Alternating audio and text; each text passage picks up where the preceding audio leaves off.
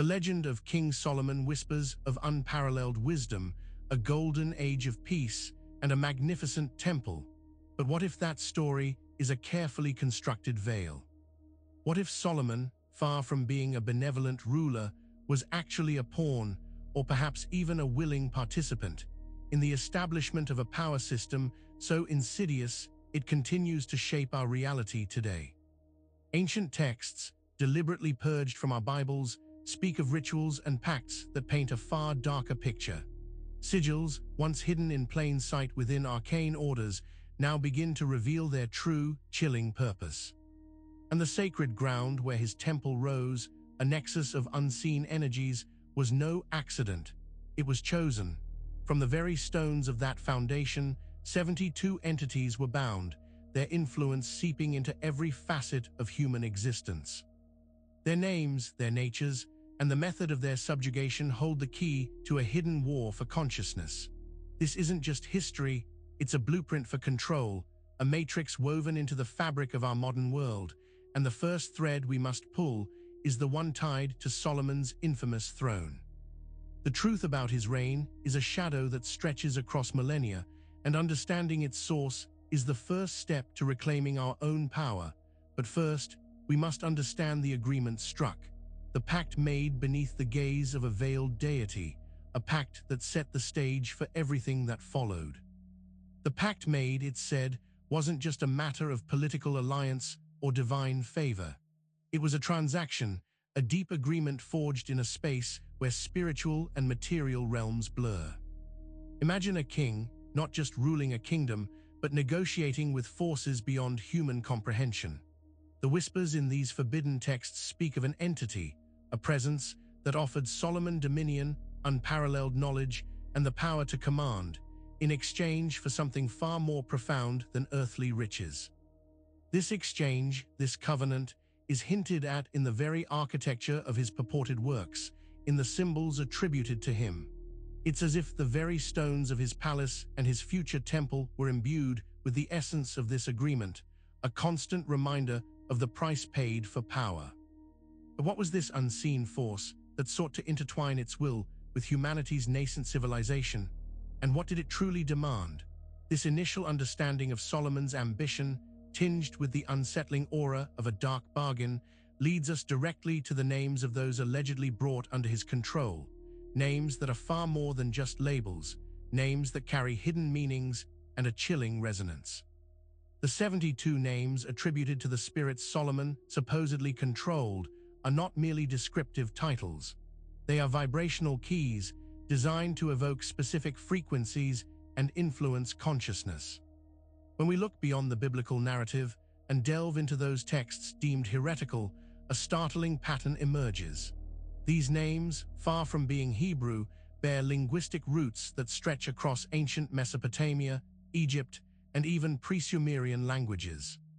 This suggests a pre-existing cosmology, a pantheon of entities that Solomon did not invent, but rather orchestrated. Each name is a complex sigil, a sonic signature that, when invoked correctly, can unlock specific powers or vulnerabilities.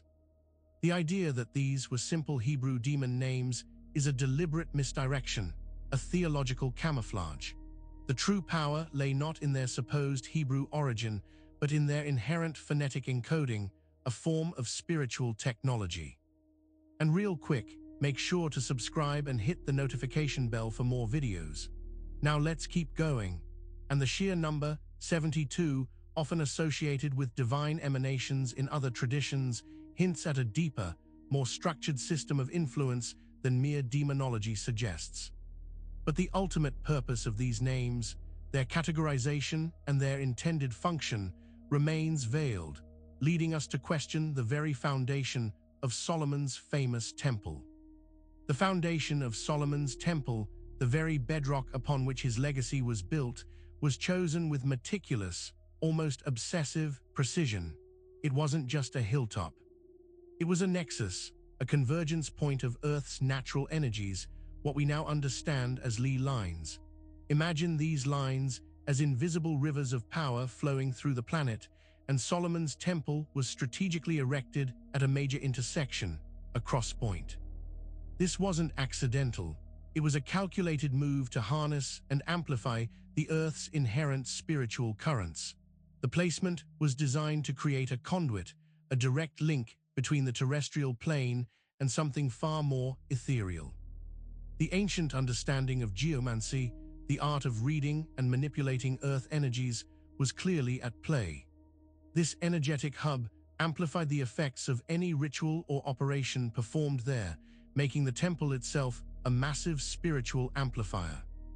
But this powerful intersection also meant that anything bound there, any entity held captive, would have its influence magnified 1,000-fold, radiating outwards through these invisible channels, forever connecting the sacred site to the very pulse of the planet. And it is within this energetic matrix that we begin to question the material wealth associated with Solomon's reign, specifically the legendary ring. The story of Solomon's ring, often depicted as a symbol of his wisdom and authority, is more than just a fanciful tale of gleaming gold. It's whispered in forgotten grimoires that this wasn't merely a piece of ornate jewelry, but a focal point, a key component in the binding rituals. The gold itself, often associated with divine masculine radiance, might have been a deliberate symbolic choice, but the true magic of the ring lay in its inscription and its energetic properties. It's believed to have been encoded with specific divine names or geometric patterns, potent sigils that acted as a vibrational anchor. This anchor, when worn by Solomon, was said to grant him control over the very forces he was manipulating. However, the gold could have also served as a conductor, or perhaps even a form of spiritual resonance dampener, designed to shield the wearer from the direct, potentially overwhelming, backlash of the entities he commanded. The true purpose of the ring, therefore, was not just symbolic. It was functional, a technological marvel of a bygone spiritual age, intricately linked to the very spirit of his dominion, a dominion that was built on more than just earthly power. Beneath the sacred Ark of the Covenant, within the holiest of holy places, lay a secret that would redefine the very concept of divine presence. It wasn't just ancient relics or sacred scrolls. It was a cube. Not just any cube, but a black cube, pulsing with an energy that defied earthly explanation. This obsidian marvel, whispered about in texts deemed too dangerous to preserve, was the true heart of Solomon's operation. It served as a containment unit, a focal point for the channeled energies and bound entities. This cosmological device, far too advanced for its time, was more than a mere artifact. It acted as a resonant chamber, tuning the vast earth energies harnessed by the temple into a specific, controllable frequency. The Ark itself acted as a familiar interface, a well-known sacred object to mask the alien technology lurking beneath. This black cube was the dark secret at the core of divine worship, the silent engine powering Solomon's claim to unparalleled power, and its presence hints at a startling connection to the very origins of one of the most powerful entities bound by Solomon. The entity known as Baal, the first and most powerful of the 72, is often depicted as a monstrous king, a terrifying visage commanding legions. But the ancient, forbidden texts reveal a far more complex and unsettling truth. Baal wasn't always a demon in the later theological sense. He was a king, a ruler of a pre-Solomonic civilization, a figure of immense power and influence in his own right. Solomon didn't create Baal. He inherited, or rather subjugated, a pre-existing power. The act of binding Baal wasn't just about adding another spirit to a list. It was about dismantling and co-opting a prior, sovereign authority. Baal, in his original form, likely represented a different structure of rulership, a different understanding of cosmic order. By binding him, Solomon not only gained a subordinate, but also effectively absorbed the knowledge and power base that Baal represented. This act of spiritual conquest laid the blueprint for how power would be consolidated, how dissenting or independent authorities, even those of a spiritual nature, would be brought under a singular, centralized control, a control that mirrors the very system Solomon's temple was designed to establish. The architecture of Solomon's temple was not merely stone and mortar. It was an intricate symphony of geometric forms and resonance designed to amplify and direct unseen energies. Each pillar, each archway, each sacred symbol was placed with a specific vibrational purpose. The entire structure acted as a colossal tuning fork, resonating with the frequencies of the bound spirits and the ley lines beneath. This wasn't just about acoustics. It was about sympathetic vibration, the principle that like attracts like, and that specific frequencies can induce specific states of consciousness or manifest specific effects. The sacred geometry employed, the precise angles and ratios, were the blueprints for this resonance. They were mathematical equations translated into physical form, creating a spiritual technology. The temple was essentially a massive energy manipulation device, designed to broadcast specific energetic patterns into the world, influencing not just the people within its walls, but the very fabric of reality surrounding it. This advanced understanding of resonance, of using sound and form to control energy, hints at a knowledge far predating what we commonly associate with the biblical era. The list of 72 entities, the Gosha, is often dismissed as a collection of demonic figures to be feared or expelled.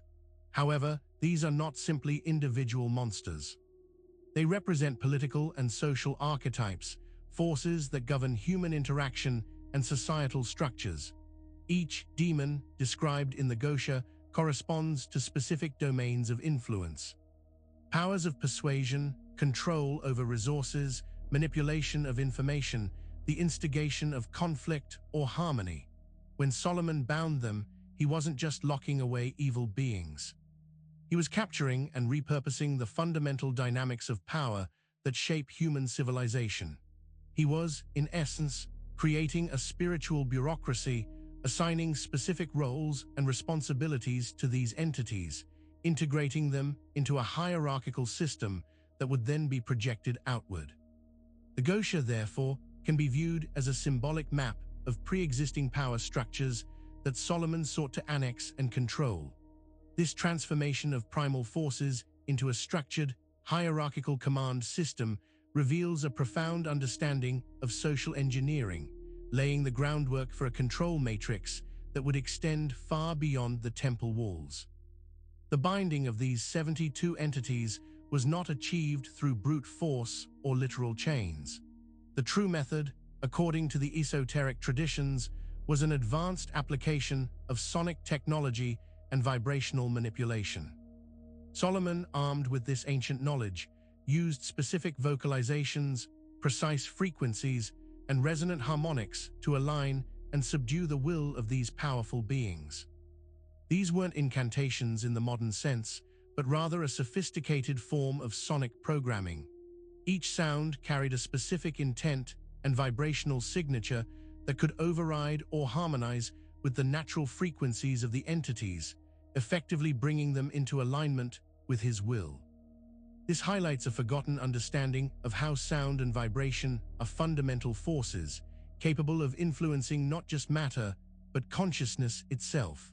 The temple was designed to amplify these sonic rituals, using its architecture to create the perfect acoustic environment for this powerful spiritual technology.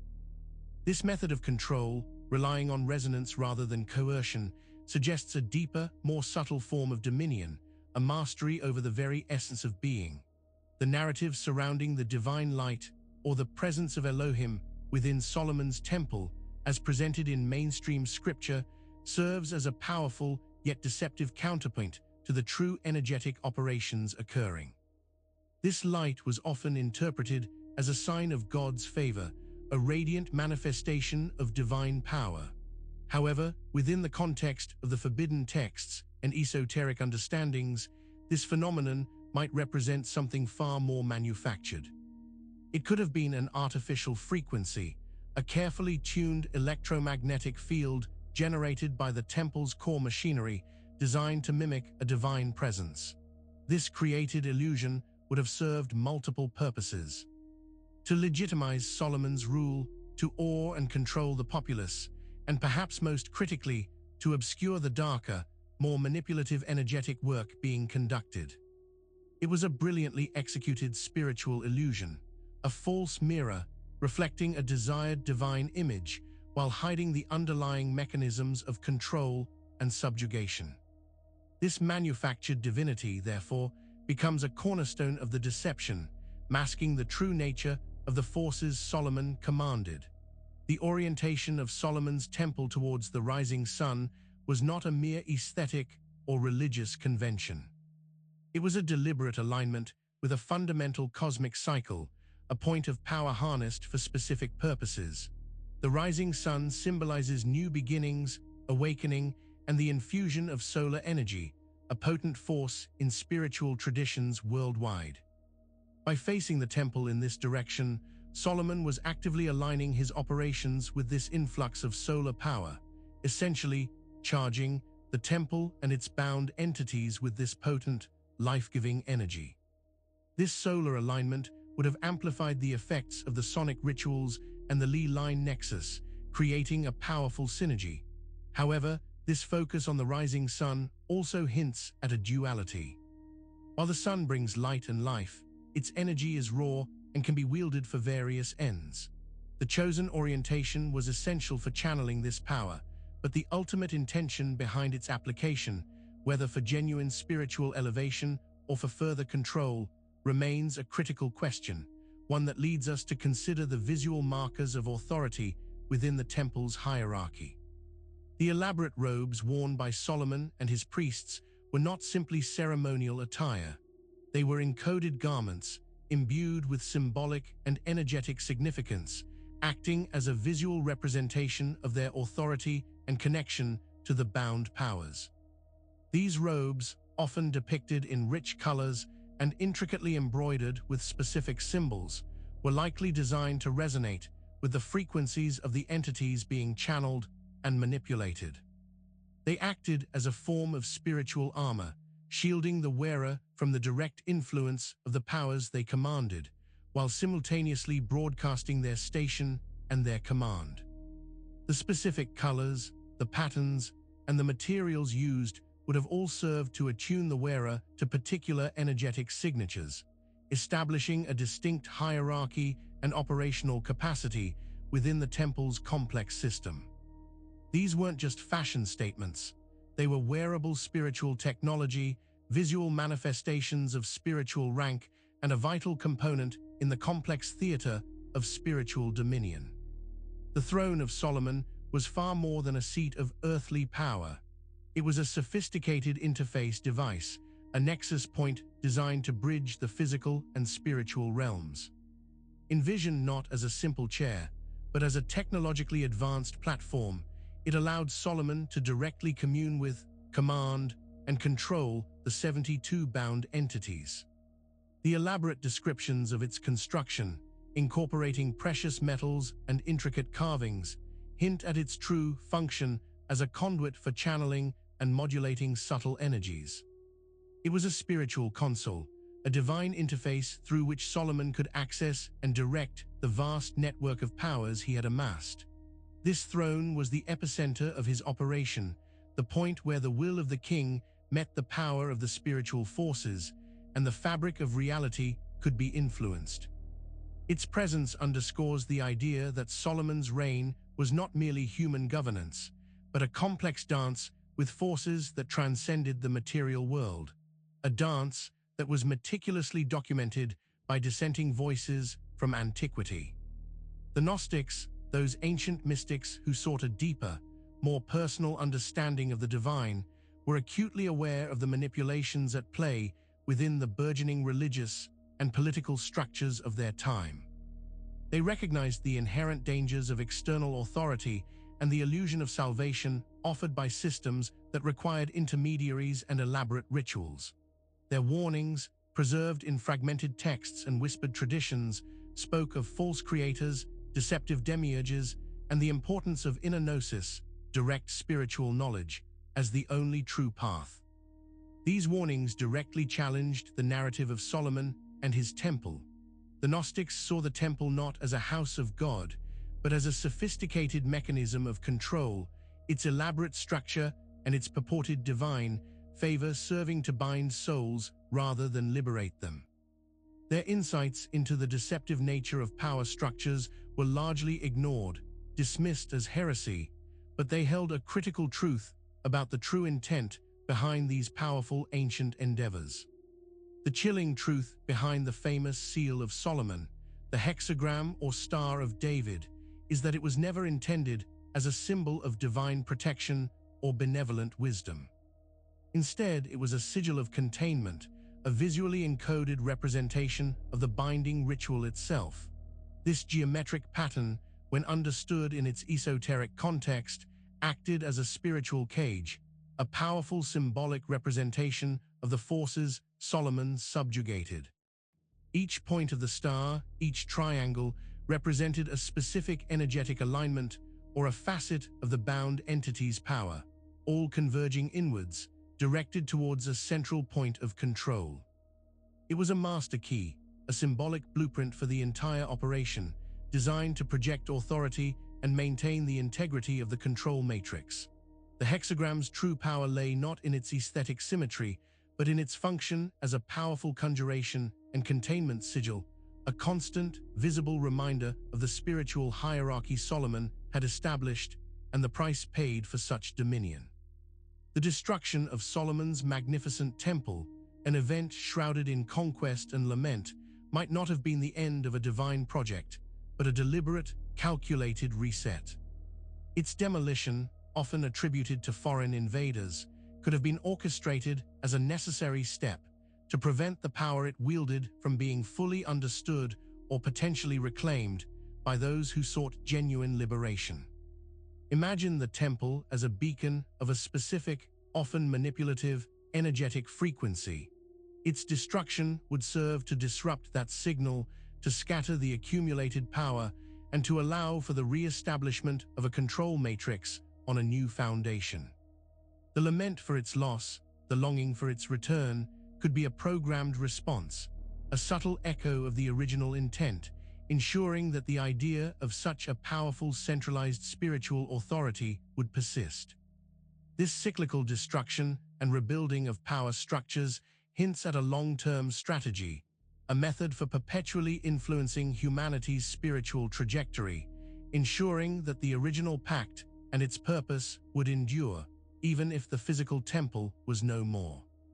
Make sure to subscribe for more videos and hit that notification bell so you never miss a new video. We'll see you in the next one.